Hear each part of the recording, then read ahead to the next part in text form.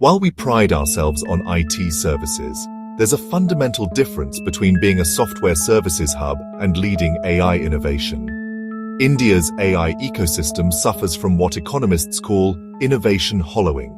We have 4.4 million IT professionals, but only 0.2% are engaged in cutting-edge AI research. Our engineering colleges produce 1.5 million graduates annually, but lack specialized curricula in machine learning, quantum computing, or advanced semiconductors. The result? Brain drain to Silicon Valley and Shenzhen. Over 36% of AI patents filed by Indian nationals are registered in the US, not India. When the US negotiates trade deals, they're looking for comparative advantages. In AI, we offer labor arbitrage, not technological leadership. This puts us in the same category as Tier 2 emerging economies, rather than strategic tech partners. Perhaps most critically, we lack semiconductor fabrication capabilities. Our national mission on interdisciplinary cyber-physical systems allocated only Rs 660 crores over 5 years. China spends that much monthly on chip research. Now let's examine a geopolitical reality most Indians don't realize. Our critical minerals dependency makes us strategically vulnerable in trade negotiations. India imports 95% of its lithium, 85% of cobalt, and 70% of rare earth elements. These aren't just materials, they're the foundation of every smartphone, EV battery, and defense system. When China restricted rare earth exports to Japan in 2010, Japan's electronics industry faced supply chain paralysis. Today, China uses similar tactics in trade disputes. When India negotiates with the US on critical technology transfers or defense partnerships, our mineral dependency becomes a liability. The Americans question, how can India be a reliable strategic partner when its supply chains run through Beijing? Afghanistan has an estimated $1 trillion in untapped rare earth deposits. Our strategic failure to maintain economic presence post-US withdrawal meant losing access to these reserves, while China secured mining rights within months.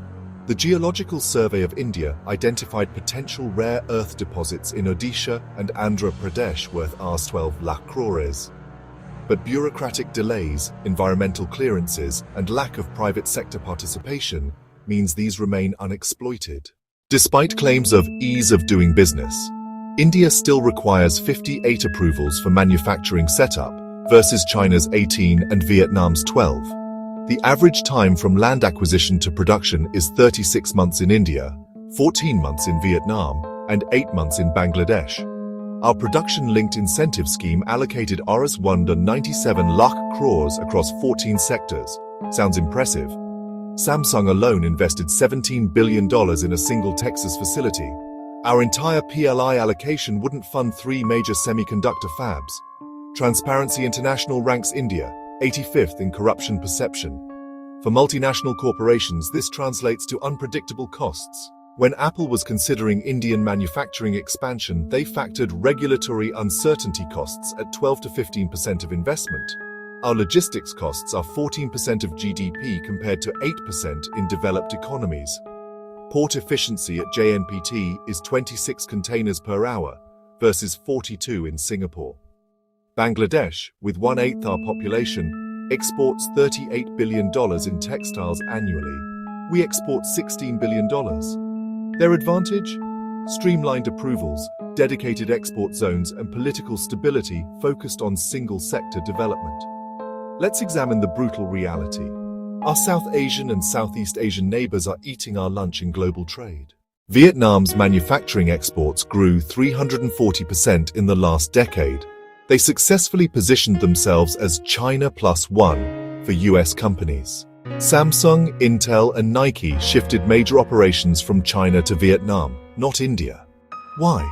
Predictable policies, infrastructure investment, and crucially, membership in CPTPP and RCEP trade blocs.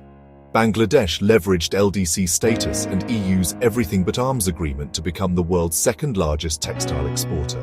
Their single-minded focus on textiles created ecosystem advantages we lack, despite having larger textile industry base. Despite economic troubles, Pakistan secured $62 billion in CPEC investments. This gives them infrastructure advantages in Central Asian trade routes that we're struggling to match through Chabahar port investments. ASEAN countries benefit from integrated supply chains and reduced tariffs through AFTA.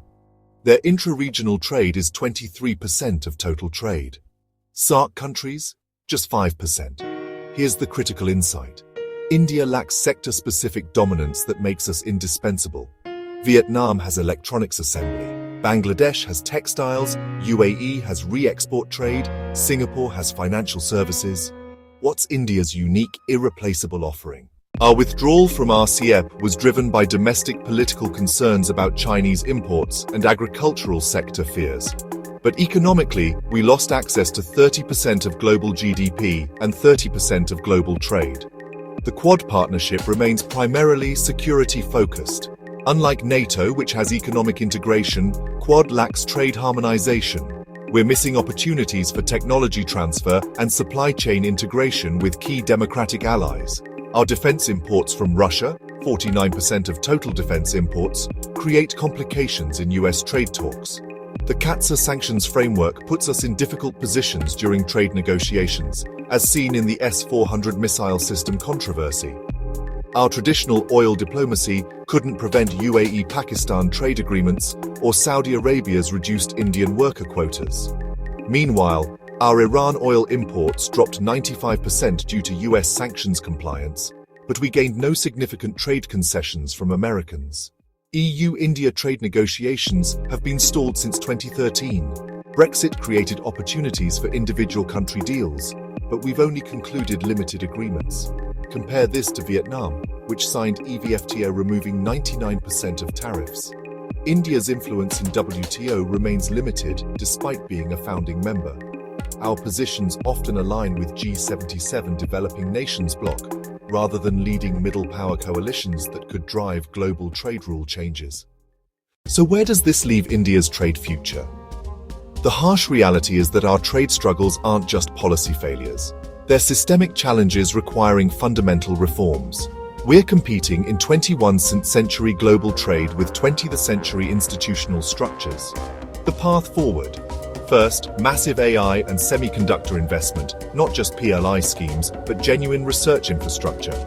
Second, fast-track rare earth mineral exploration with private sector participation. Third, genuine administrative reform that reduces approval timelines to ASEAN standards. Most importantly, we need strategic clarity. Are we a South Asian regional power or a global economic player? Our fence-sitting in geopolitical alignments may have worked during the Cold War, but today's trade agreements require choosing sides in technology standards, supply chain integration, and regulatory harmonization. The window is closing. China's economic slowdown and US-China decoupling create opportunities, but only if we can move from being a hesitant market to a strategic partner in global trade architecture. What do you think? Are these challenges surmountable, or do they represent deeper structural issues? Share your thoughts in the comments below, and don't forget to subscribe for more deep dive analyses of India's economic policies. Until next time, this is your host signing off, Jai Hind.